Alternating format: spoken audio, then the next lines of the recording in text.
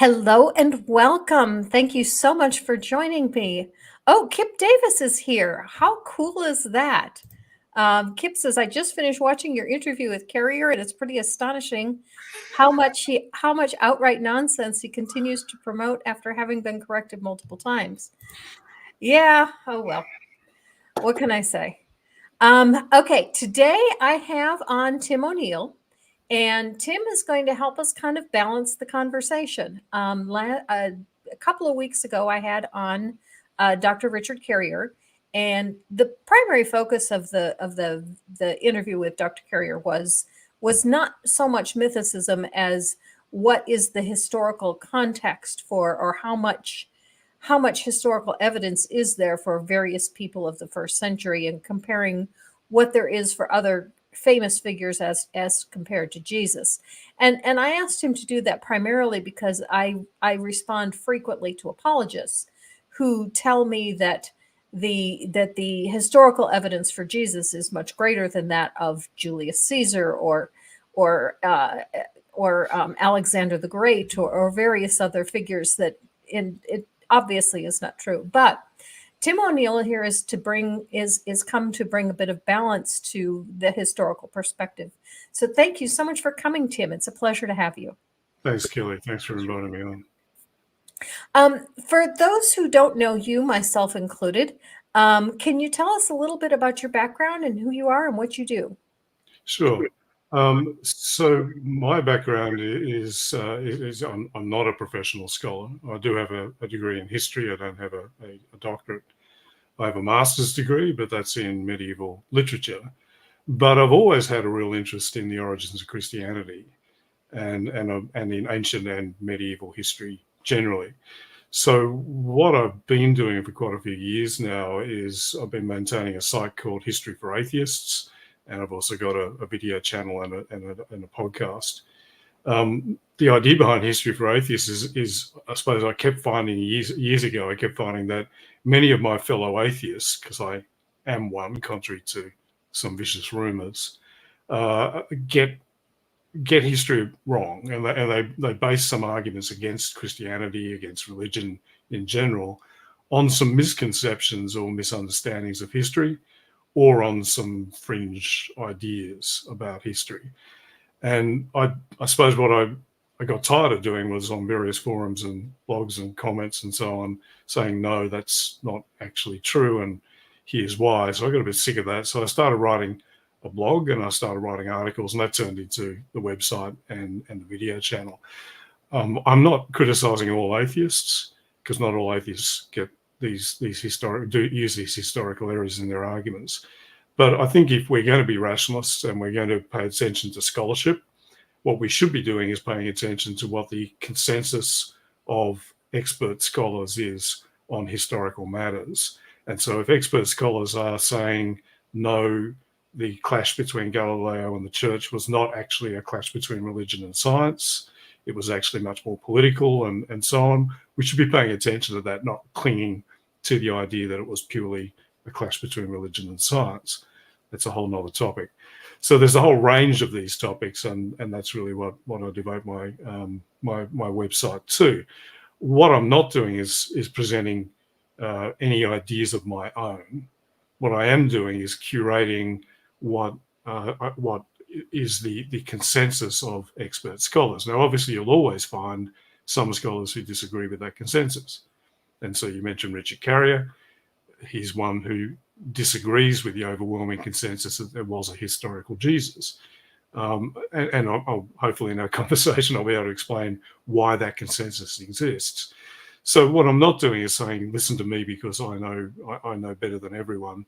What I'm saying is, let's pay attention to the expert scholars, and this is, I think, really important. G'day, Godless Scummer. How are you? Yeah.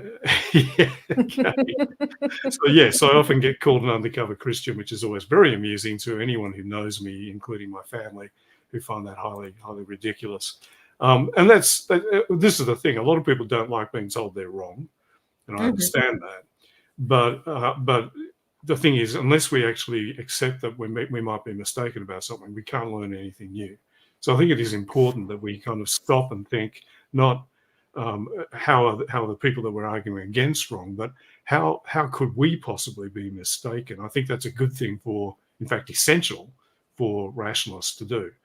Unfortunately, some people don't like it, and so I get a lot of hate mail, and I get a lot of abuse, and I find it amusing. Well, but you're going to get some people in your chat and some people in the comments after this that will talk about what a poopy head I am and how I'm an idiot and how I've made mistakes and therefore you can dismiss everything I've said. I mean, yeah, I have made mistakes in the past. Everyone does, and I've owned them. But you'll get that because some people get very emotional, particularly about this topic, and we might get onto that as we discuss it.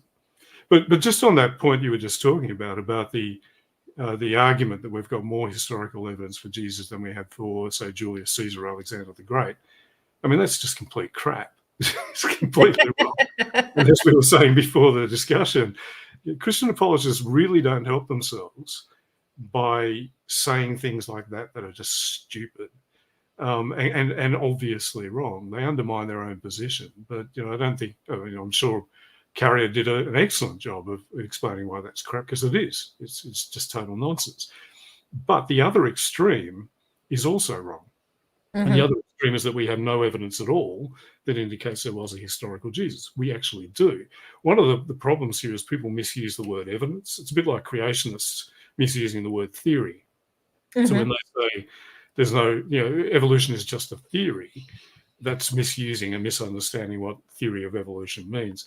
Same with evidence. When people say there's no evidence that Jesus existed, well, there is evidence in the historical sense. Is any material that's pertinent to the question.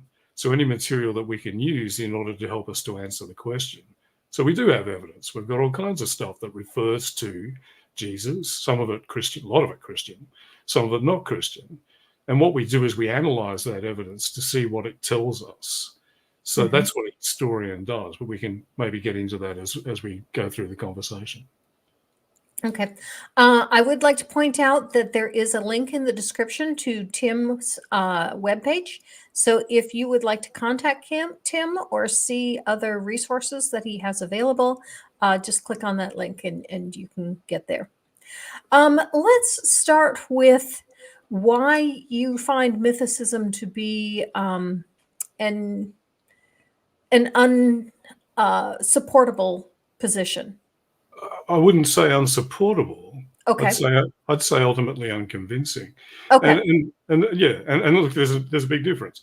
You can come up with ideas which are literally unsupportable, which are just completely stupid, incoherent, or demonstrably wrong. So I'd say they would be unsupportable. Whereas mythicism isn't like that. At least some forms of it aren't. There are some which are bloody terrible and ridiculous, but I think the ones that most people give credence to are at least they're coherent. They have a degree of sensible argument behind them. They refer to the evidence. So I think it's and they're certainly based on an idea that's entirely possible. So it's entirely possible that there was no historical Jesus. And I often say that. In fact, I quite often begin these discussions by saying it's absolutely possible that there was no such guy.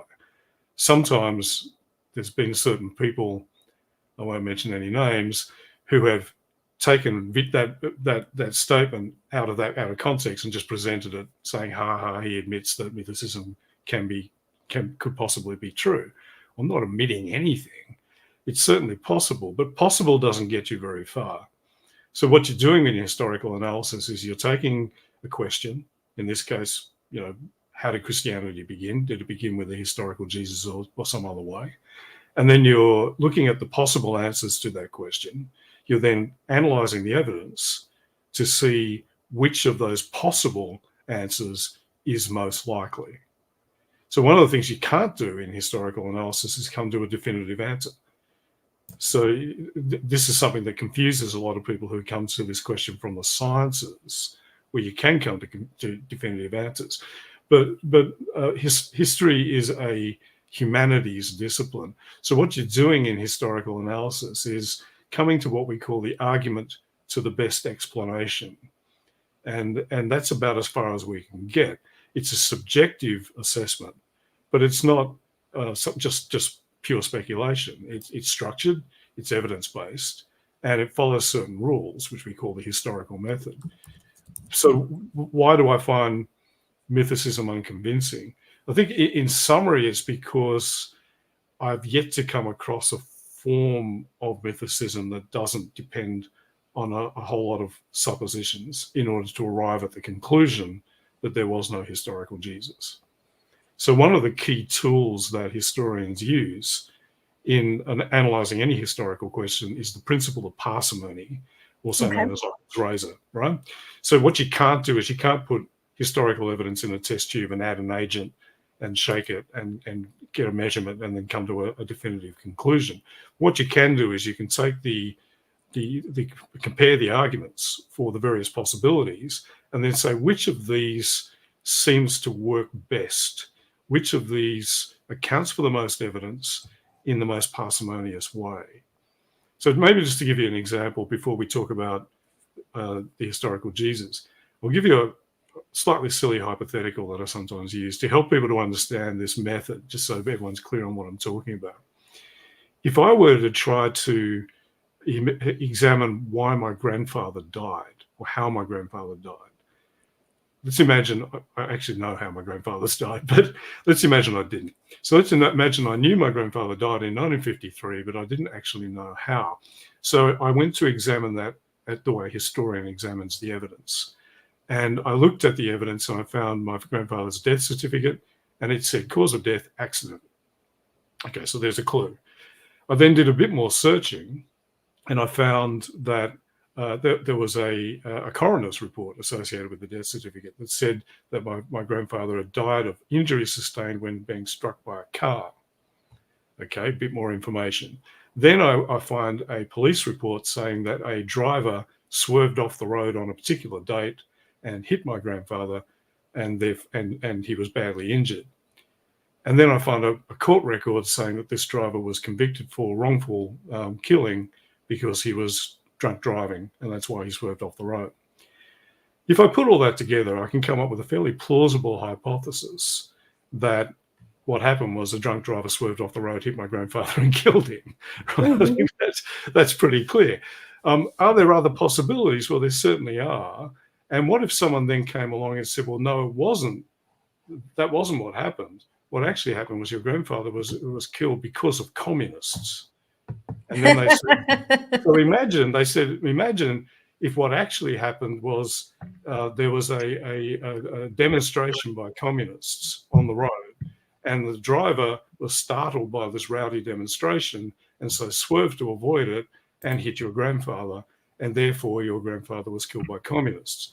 Now, if I then pointed out, well, there's nothing in the evidence to indicate that, there's no mention of a demonstration and communist driver swerving, and they then said, well, yeah, but that's because the evidence was doctored, because the communists infiltrated the courts and the police department and they took away all the evidence. And that's why you don't find any evidence of it. But we know communists existed in Australia in 1953. We know they put on demonstrations. We know they sometimes got rowdy. We know they disrupted traffic. And we've got one case, not your grandfather, but of someone swerving to avoid a communist demonstration and hitting a pedestrian. So it's possible that what actually happened was this person swerved to avoid a communist demonstration and killed your grandfather. Okay, if we then compare that to my hypothesis, which one stands up to Occam's razor? Obviously, my hypothesis stands up way better than the one that involves a whole lot of suppositions. Even though each of those suppositions are entirely possible, there's nothing in the evidence that actually says that that's exactly what happened. If I then found that the guy who's trying to tell me that my grandfather was killed because of communists just happens to be a vehement and obsessive anti-communist activist, that might start to tell me why he's coming up with a hypothesis which isn't actually based on any kind of evidence. Okay, now it's a silly analogy in a lot of ways, and obviously I've constructed it, to be so. But I think what it illustrates, I hope, what it illustrates is when you're looking at things, different hypotheses to interpret historical data, what you're doing is you're saying, okay, not just is this possible, but which actually fits the evidence better, right? The one that involves a whole lot of suppositions is not going to fit the evidence as well as the one that doesn't. Mm-hmm. So in the case, coming back to Jesus, if we step back and say, okay, how did Christianity begin? Did it begin because there was actually a historical guy, or did it begin some other way? If we look at the evidence, all of the earliest accounts of the origins of Christianity all say that there was this guy called Jesus. Obviously, the Christian ones say a whole lot of things about him that the non-Christian ones don't. So they're saying things like, he performed miracles, he was the Messiah, he was the Son of God, he was divine, he was actually God in human form. Whereas the non-Christian ones are saying, well, he was a fraud, he was a magician, or he was just a troublemaker. But they all say the same thing, that he was the point of origin. That doesn't mean that's actually what happened, but it does mean that there's a strong prima facie case that it did. That would explain why all the evidence seems to indicate that. What we don't have is any alternative accounts. We don't have anyone saying there's this other group of people who believe that Jesus was a purely celestial being who never came to Earth. Now, if we had that, then we'd have a pretty solid evidential basis for a form of mythicism. Still doesn't mean that would actually be what happened either, but at least we'd have some evidence, right? Mm-hmm. What we've got with mythicism is really a layer cake of suppositions. So we've got, let's suppose there was a group of Jews who believed in a purely celestial Messiah who lived in the heavens, died in the heavens, never came to Earth. Let's suppose that group of Jews who believed in the celestial Messiah told stories about that Messiah that were set on Earth. Let's suppose that some of them or some other people came to believe those stories were historical and so thought that Jesus had actually existed on Earth, despite the fact he hadn't, and had done so quite recently, just a few decades earlier. Let's suppose then that the first group of celestial Jesus believers died out, became marginal, disappeared. And then let's suppose that all references to what they believed and the fact that they even existed was lost or were destroyed. Now, I've lost track of how many times I said, let's suppose. About 7, I think. So what you've got there is a layer cake of suppositions. What it builds to, though, is the cherry on top, which is there was no historical Jesus, which is kind of, I think, the point. But and what you can do, and what people like Richie Carrier and other mythicists do, is they say, well, each of these suppositions is perfectly possible. Look, here's an example of someone doing something similar. Here's an example of a group who believes something like that. Here's an example of something similar like this happening. But it's a bit like my anti-communist guy's hypothesis. They're all perfectly possible, but is that what happened? Mm-hmm, mm-hmm. And the problem is, if you compare it to the fact that all the evidence points in one direction, and that's that there was a historical Jesus, given that's not a particularly strange or unusual thing, given that we've got plenty of examples of cults, sects turning into cults, becoming religions based on the teachings of one guy, that actually kind of works quite well, even before we look at any other evidence. So to answer, long answer, but to answer your question, why do I find mythicism unconvincing? It's because it seems to be this layer cake of suppositions. It seems to be trying to get to the cherry on top and finding ways to arrive at a priori conclusion. Starting with the conclusion, there was no historical Jesus. How can we build an argument that will lead to that outcome? And the problem with that is that you can use that methodology to get to any outcome you want. I mean, I write historical fiction, so I do that. I do that all the time. I say, okay, I want to get someone from this city to this city in this period. How would I do that? Well, it could happen like this. That doesn't mean that's actually what happened at all. It just means it's possible, right? So you can write historical fiction that way, but you shouldn't be doing historical analysis that way. And I think this is what mythicism is doing. Now, they always say, no, we're perfectly objective in all this, and this is just the conclusion we've come to. maybe. Richard Carrier, just to take him as one example, was an anti-Christian activist for more than a decade before he started writing books about mythicism. So I do kind of question whether we can actually sort of accept him as a, let's say, as an objective. Everyone's got their biases, obviously, but I think there's a motive there. Make sense? Yes, it does. Couple of things. Number one, are you familiar with Dr. Joshua Bowen? Yeah, no, Josh. Yeah. Okay. Because you said something that I learned from his book, The Atheist Guide to the Old Testament, which was, he said, when we want to find what happened in ancient history, we look at the data points and then we draw what is the most reasonable conclusion from the data. Exactly. Yeah. And what drives me nuts about the apologists is they kind of do the opposite. Is they start with the conclusion. Now let's find some data points that support my conclusion. Yeah, absolutely. And look, as I said before, the reason I'm criticizing some atheists for doing this kind of thing is simply because I think we should be holding our own side to account. For many years, I banged my head against Christian apologists. I generally don't bother anymore. Every now and then I do on Twitter. So whenever anyone accuses me of being a Christian apologist, I'll point them to various threads or various videos that I've done where I kind of show that they're not true, that they're wrong. I mean, I did a video with Paul Logia on his channel where I kind of took apart a couple of arguments by apologists about Jesus making predictions in the Gospels which were wrong, and they were trying to say no, it doesn't matter. Here's why this is actually all okay, and again, they're garbage arguments. So yeah, this is not exclusive to mythicists by any means. It's a problem. It's something that all historians need to guard against, but it's particularly a problem when those of us who are not professional historians are looking at claims, particularly fringe claims, particularly claims by people who are going against the grain of the consensus. We need to look very carefully and say, okay, are they indulging in this kind of motivated reasoning, which is what we're talking about? So did they start with a cool idea and then find ways to build towards it?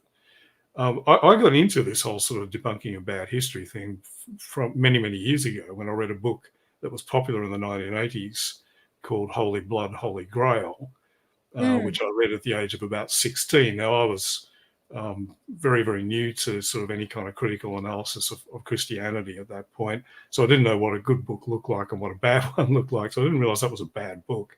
Then I went to university and I studied history properly, came back and reread that book and was amazed because it was like it was a different book. Because I'd read it at the age of 17 and thought it was a bit dodgy in places, but I thought it was pretty impressive. I reread it at the age of 21 and was just laughing my head off at how bad the arguments were. But this is what they were doing. They were starting with their conclusion, a pretty wacky conclusion, and then going and finding bits and pieces of evidence that they could kind of glue together with lots of suppositions. So the leaps of argument were acrobatic, but unless you were kind of attuned to how actual historical argument works, it was easy to miss what they were doing. And it's basically what they were doing was fooling themselves as much as they were fooling any of the readers.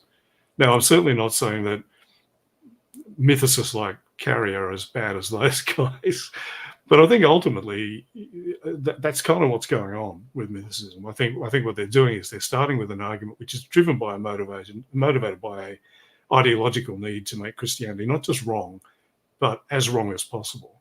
Because if you think about it, if you take Jesus away, that's it for Christianity. You can't make any claims about who and what he was if he didn't exist.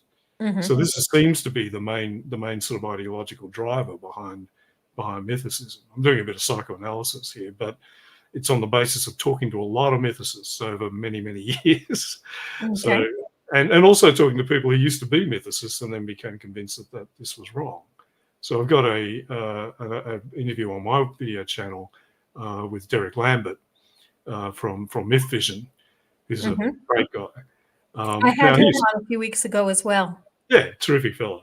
And he told his story of his journey from fundamentalist Christianity to his current beliefs, and he very kindly told me that basically it was a couple of my articles on my website that made him realize that Mythicism had some major problems, and he now doesn't accept Mythicism at all, which means he cops some flack from the more fanatical Mythicist believers, which he finds amusing as well.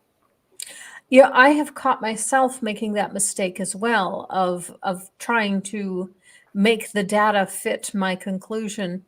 I know that I have listened to a talking point. I know the talking point is incorrect, so I go look for some data to counter the talking point, Yeah. and have made the mistake of, starting with the conclusion and looking for the evidence to fit the conclusion. Yeah, motivated reasoning. It's human psychology. And what you have to try and do is you have to train yourself not to do it. So I find myself all the time reading something that I agree with, and then thinking, "Well, hang on, is that right?" And then I have to go and do some reading. It's also why I often get invited to talk on topics, and I just say, "Look, I haven't studied that. I think I've got some ideas on it, but I haven't studied it." So I couldn't state with any kind of confidence an opinion on it. Whereas, unfortunately, social media seems to encourage people to do just that quite a bit. There's a comment that came in that I'd like to discuss, which I don't want to go directly at it, but it says, unless Jesus was the fruit of a human woman and magic God seed, he's mythical. And, obviously that is not directly true, but there definitely are mythical elements to the story that we have about Jesus. Absolutely. And Yeah. so how do we go about separating the myth from the history?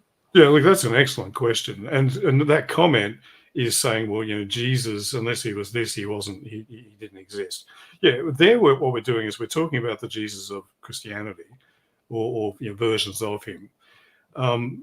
What I'm talking about is a historical Jesus who was the point of origin for those later stories. So did the Jesus who was born of a virgin and rose from the dead and flew off into the sky, did he exist? No, obviously not. But by the same token, did the Augustus who was born of a virgin when the god Apollo took the form of a snake and slid into her litter as she was carried through the streets of Rome exist? No, but Augustus existed. Right. Did the Julius Caesar who ascended into the heavens and took the form of a star after he was assassinated exist? No, but Julius Caesar existed. Did the Emperor Vespasian, who healed blind and lame people in Alexandria through his magical powers, exist? No, but the Emperor Vespasian existed. So you can get mythical stories, or what we can call miraculous stories, told about all kinds of people. That isn't a good indication of whether or not they existed. So did the Jesus who was born of a virgin and all that stuff, from the snake woman or whatever, did he exist? No, but that doesn't mean there wasn't a historical Jesus that people told those stories about. And I think that's a distinction a lot of people have a lot of trouble with, is differentiating between what I keep referring to as the historical Jesus and the Jesus Christ of faith. And many people then fall back on, well, if it wasn't the Jesus Christ of faith, he didn't exist. Well, no, that Jesus didn't exist. There was still a historical guy that it was based on. And sometimes people ask me, well, okay, well, what can we say about that historical Jesus if he didn't do all those things that are in the Gospels? Surely that's as close to not existing at all.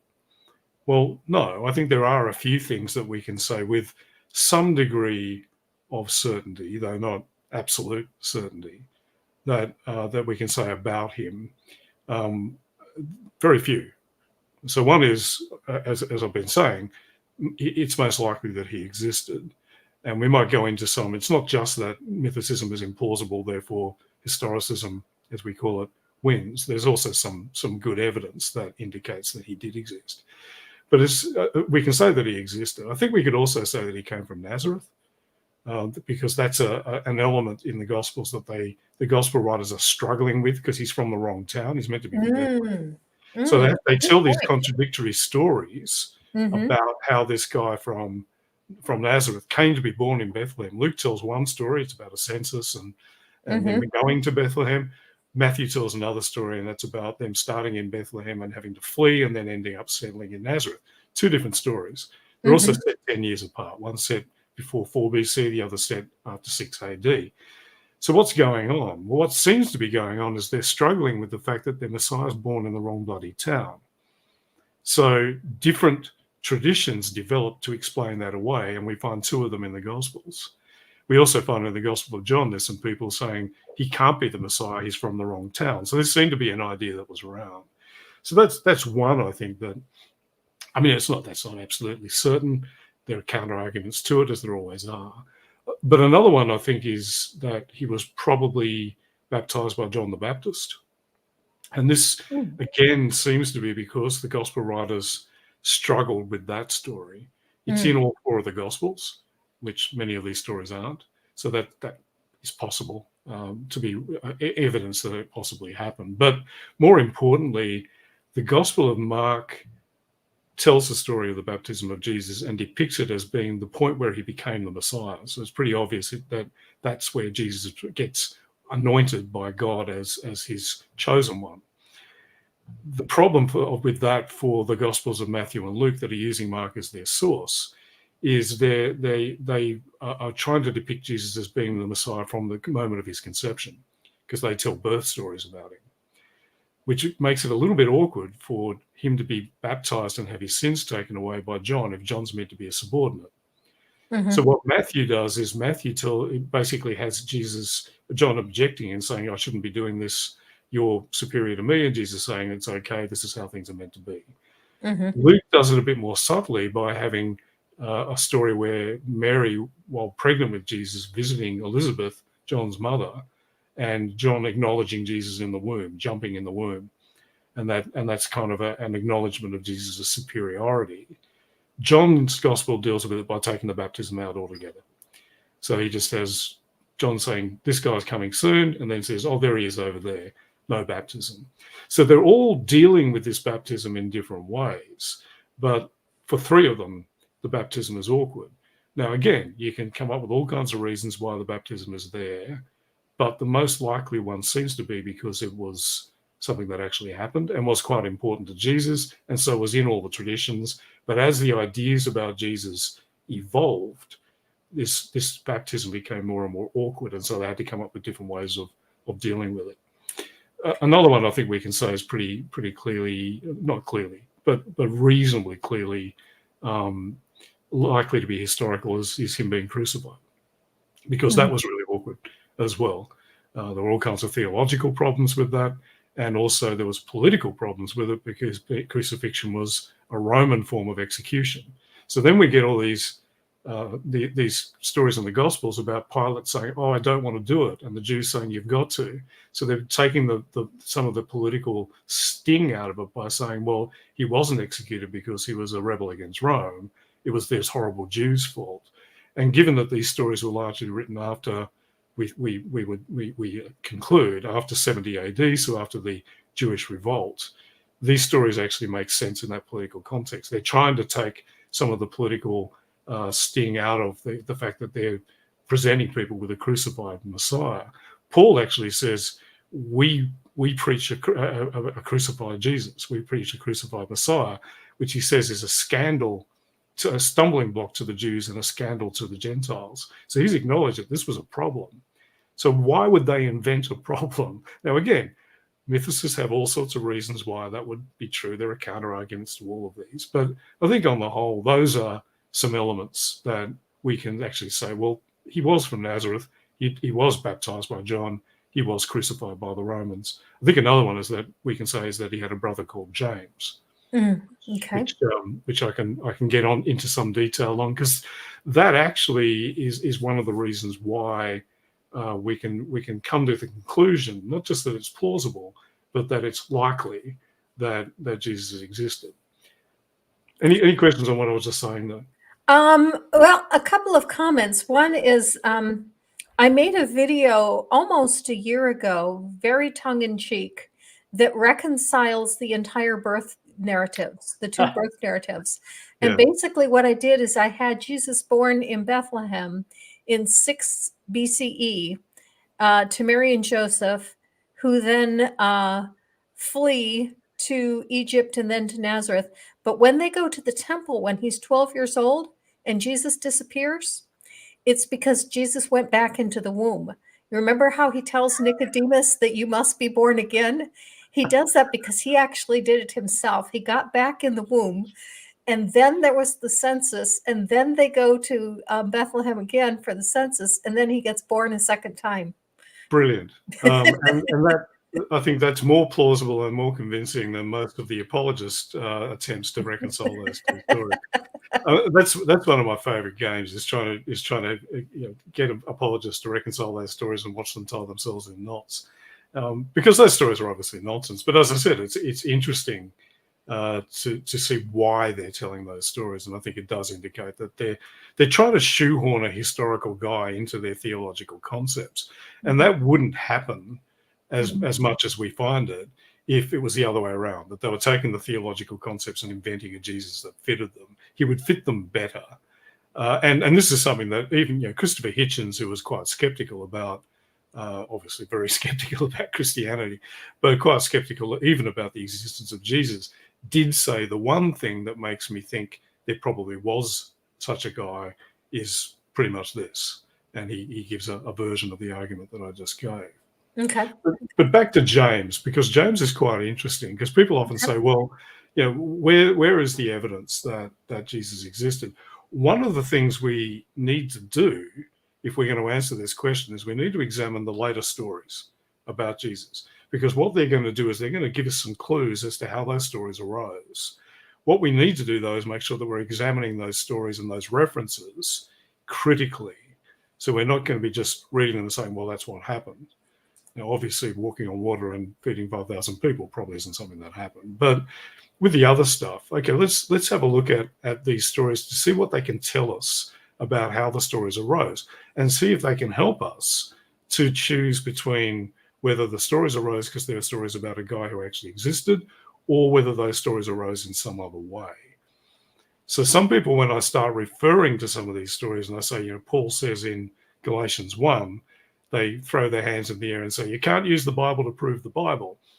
I'm not proving the Bible. What I'm doing is I'm analyzing an ancient text, I'm analyzing it critically, and I'm analyzing it to see what it can tell us about what the writer of that text believed, and where those beliefs potentially came from. Does that make sense? Okay. Because as soon as I start referring to the gospel or to Paul's letters, people start tuning out and saying he's citing scripture. I'm not. I'm analyzing ancient documents. Okay. Just heading. I've had experience on this. I'm just heading off an argument before it gets raised. So what we have in one of those letters that Paul wrote to, and it's probably one of thousands, hundreds of letters that he wrote, but he wrote it to a community of Jesus sect believers that he seems to have founded in Galatia, which is now central Turkey. And when he wrote this letter, it was just a letter. He had no idea that one day, centuries in the future, it was going to be regarded as Holy Scripture and included in a collection called the Bible. In fact, if you told him that, he probably would have thought you were nuts. But it was just a letter that he was writing to some people that he knew. And he was writing it because he was angry, because what had happened was he had taught them this belief, this teaching that he had come up with, which he said he'd received in direct revelation from Jesus, because they all say that. He'd come up with this idea that you didn't have to become a Jew in order to be saved by Jesus, right? So this is a central belief of Paul's. So he called this his good news to the Gentiles. And what he was saying was you didn't have to convert to Judaism. You could be a Gentile and you could still be saved by Jesus' death and resurrection. And this was good news because it meant if you were a man, you didn't have to get circumcised, and if you didn't have to keep kosher, you didn't have to maintain Jewish purity laws and so on, which unsurprisingly lots of people weren't keen on doing. So it was one of the reasons for Christianity's success. But he was arguing for this. And then obviously what's happened is some people from Jerusalem, from the original group of Jesus sect believers, either went to Galatia or sent a letter saying, pay no attention to that Paul guy. He's a kind of a second tier apostle. He's got some wacky ideas of his own. He's wrong. He got all of his teachings from us here in Jerusalem. He's subordinate to us. We're overruling what he's saying. So Paul's angry, and he writes a letter to the Galatians saying, why are you believing these people? I got this teaching straight from Jesus. I didn't get it from any man. And then he argues, I did go to Jerusalem, but I didn't meet with any of those guys. I didn't meet with any of those who were apostles before me. And then having said that, he immediately then has to admit, well, except for Cephas, so that's Peter in Aramaic, and James, the brother of the Lord. So by admitting that, he's basically undercutting to a certain extent the argument he's trying to make. He's trying to say, I didn't get those teachings from those guys. I didn't meet with any of those guys, well, except these two, right?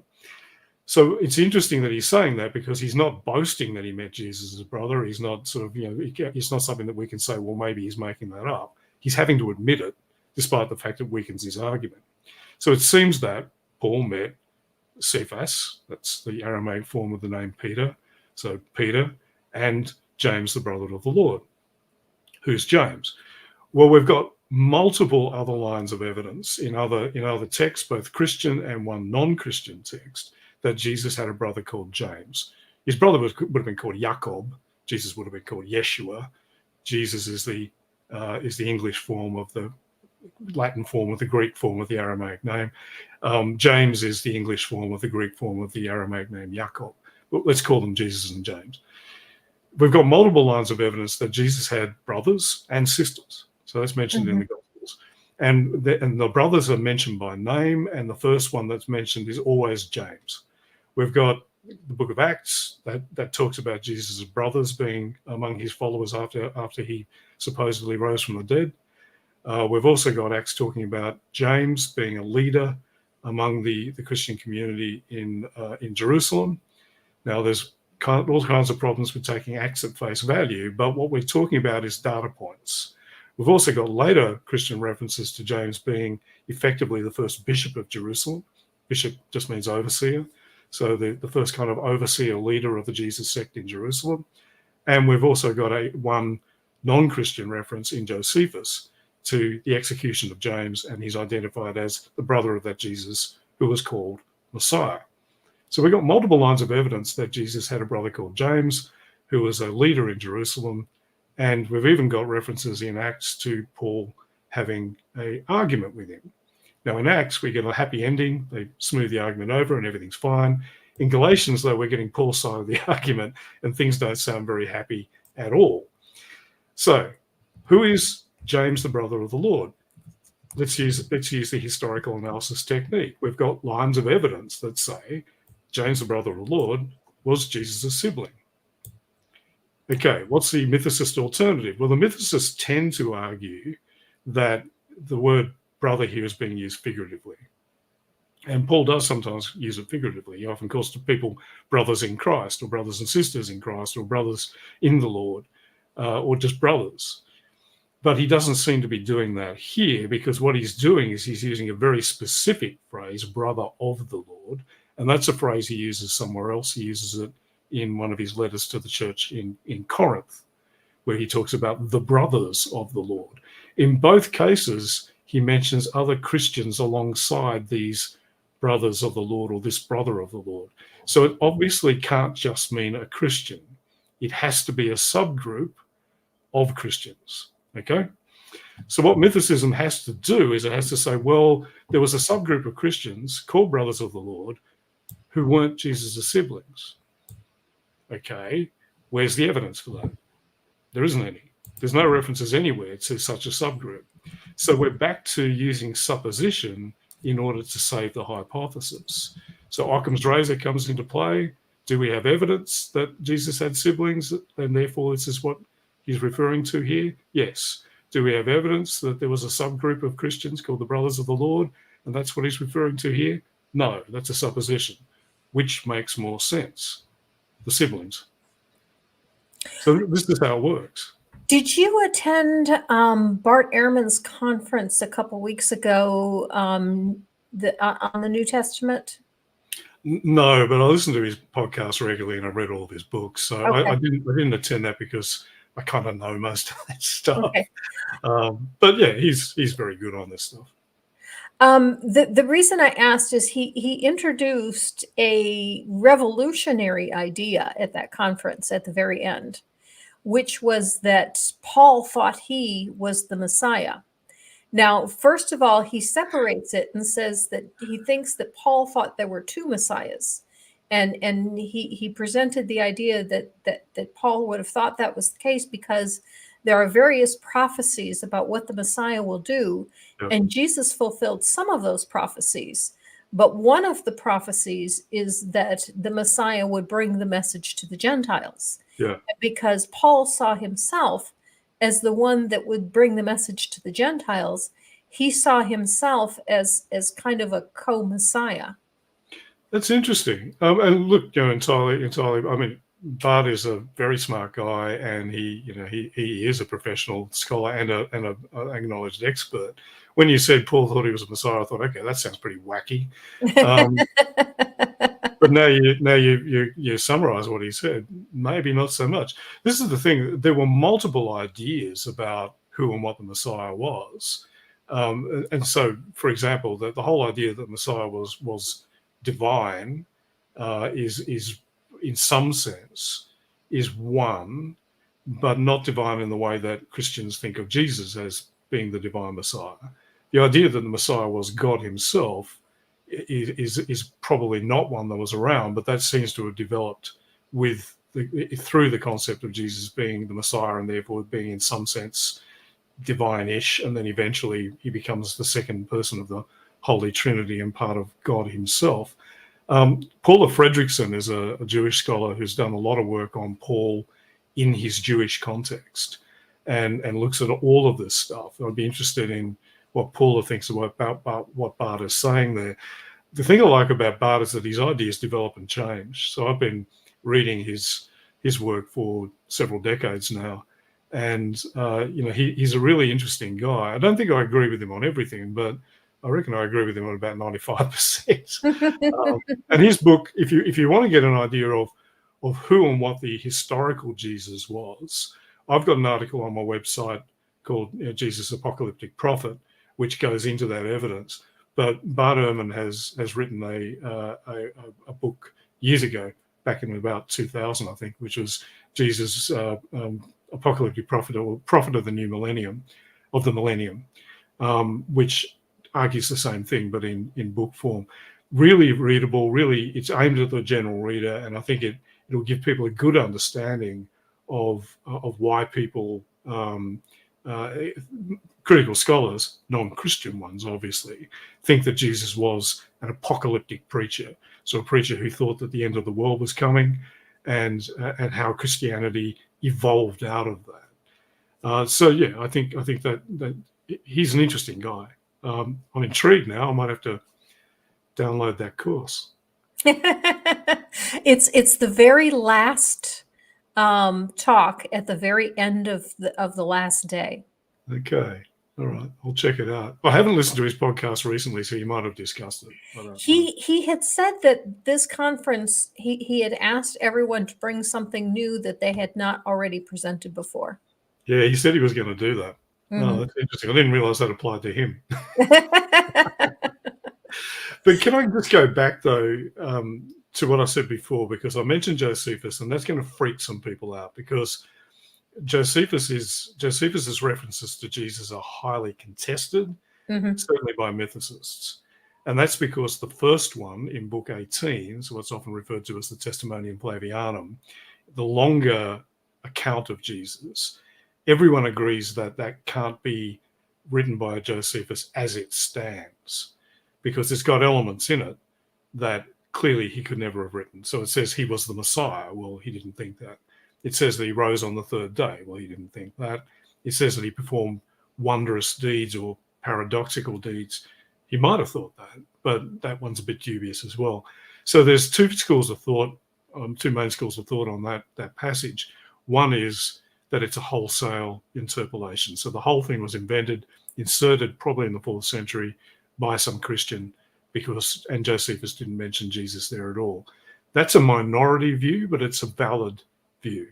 So unlike a lot of mythicist arguments, I would say that one is one that is certainly very solid and highly respectable.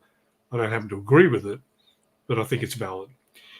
The other view is that Josephus did write something at this point, and that was simply doctored and added to by Christians. So he gave an account of Jesus. They added or changed the bit about him being the Messiah. So maybe Josephus wrote he was called the Messiah, and maybe Josephus wrote they believed he rose on the 3rd day, and maybe that was just adjusted by Christians to try and bolster those two central doctrines of Christianity. But as a result of that controversy about that passage, I tend not to use it as evidence that Jesus did exist, because there's problems with it. The second reference, though, in book 20 is the one I just referred to. And that's where he mentions Jesus in passing, because he's talking about the execution of James.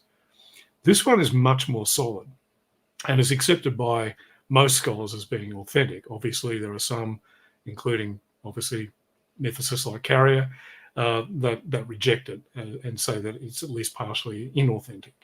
But the reason most scholars think it's authentic is that it doesn't actually serve any apologetic purpose for Christians. So it's a bit hard to see why they would have inserted this passing reference to Jesus in a story that he's telling about something else. It doesn't bolster the idea that he was the Messiah, that he rose from the dead, that he performed miracles. It just says he executed, the high priest executed some people, including the brother of that Jesus who was called Messiah, James. He also doesn't say Jesus was the Messiah here. He just says that he was called Messiah, which is true. And this is something that Josephus does. He identifies people by saying it was such and such who was called this. So it does seem to be a passing reference to James. And this is significant because James was executed in Jerusalem in the early 60s, probably about 62, 63 AD. And Josephus was living in Jerusalem at the time. Josephus was about 25. He was an up-and-coming politician. He'd just done an embassy to the Roman Senate on behalf of the priesthood in Jerusalem. He was a member of the priestly family. For the high priest to be deposed for this illegal execution of some people, which is the story he's telling, would have been a significant political event in the young Josephus's life. And it happened in a very small town, city, about 40,000 people. And he identifies James and identifies him by reference to Jesus, and then differentiates Jesus from all the other guys called Jesus, there's about 20 of them in his work, by saying that Jesus who was called Messiah, which could indicate, some would argue, that he did mention Jesus back in book 18, and so he's referring his readers back to that. Now, of course, there are counter-arguments to all of this, but I think it does make a great deal of sense that this is a reference to James by a contemporary who lived in the same city. And therefore, if he's identifying James by reference to Jesus, he's assuming that his readers at least understand that this guy Jesus existed. It certainly seems to be that Josephus knew that Jesus existed. Is it direct testimony of Jesus? No. But on the whole, it seems to indicate pretty solidly that Jesus was a historical guy. Put that together with Paul's reference to meeting Jesus, which is direct testimony, and meeting James, and you've got a reasonably good convergence of evidence that seems to indicate that there was a guy. Now, mythicists have got arguments about all of this stuff. I just find them really convoluted and unconvincing. And they tend to rest on, as I mentioned before about the Paul one, on supposition. So they don't stand up to Occam's razor. So can you make an argument that he didn't exist? Yeah. Can you come up with convoluted acrobatic ways to get around all these references that seem to indicate that he did exist? Well, sure, if you work hard enough. But that doesn't make it a convincing argument. And this is why most scholars, the people who study this stuff, are unconvinced by mythicism, whereas most of the people who are convinced by mythicism are the people who haven't actually studied this stuff in depth and are getting most of their information from mythicists. So they're watching YouTube videos and they're listening to podcasts and they're reading stuff online. And so they're a bit baffled as to why people like me keep coming along and saying that stuff really doesn't work, guys. Because one, they want it to work, and two, they're only getting one side of the argument. So they think it sounds pretty plausible. It kind of isn't. One final question. I have a hypothesis, and I have no evidence to back it. I haven't really done any research into it, but it just seems very likely to me that when the gospel writers were writing down the stories about Jesus, that they listened to various people and what various people said Jesus did, or that they may, people claim to have seen, or what people had heard. And I kind of suspect that it might be that they got stories about different preachers all ending up being attributed to Jesus. Did Yeah. Jesus really say this? Well, maybe, or maybe it was this preacher over here that said that. Yeah. Lots of people say that. A lot of people say, I don't think there was one historical Jesus. I think that he was an amalgam of multiple figures. Mm-hmm. And what I'd say in response to that is that's possible. Okay. But I don't think it actually fits the evidence very well. Okay. And I've got an article on my site called in my Jesus Mythicism series. It's the fourth article in that series, Jesus as an amalgam of many figures. It's certainly possible. And we've got examples of that happening with other figures other figures in folklore. So King Arthur, for example, there's a story of King Arthur going to Gaul, fighting the Romans, defeating an emperor, becoming emperor, and then his son Mordred usurps the throne while he's away, and so he has to go back and fight Mordred, and that's where he ends up dying. That's a major part in the King Arthur legendary cycle. That is based on an earlier Welsh legend of a guy called Maxen Weldig. So what's happened is the Maxen Weldig story has been absorbed into the King Arthur legendarium, and the Maxen Weldig story in turn is based on a historical Roman general called Maximus, who actually did challenge the Roman emperor from Britain, went to Gaul, fought a battle, lost. So there's a historical memory that turned into a Welsh legend that then became part of the Arthur legends. So we know this can happen. Did it happen with Jesus? I think there's some serious problems with that. And I think the reason for that is the gap between when we get our first references to Jesus and when he seems to have existed is very, very short. It's about 20 years. Mm. So I mean, that's between us and 2004. I don't know about you, Kelly, but I can remember 2004 pretty clearly. Oh, yeah. It wasn't that long ago. Wasn't that long ago. I keep going. 1980 was 40 years ago? You've got to be kidding. Yeah, it's a sign that we're getting old, mate. So, yep. But I think the problem with the amalgam Jesus story is if we get the first references to Jesus centuries later, then I think that would kind of have been more plausible.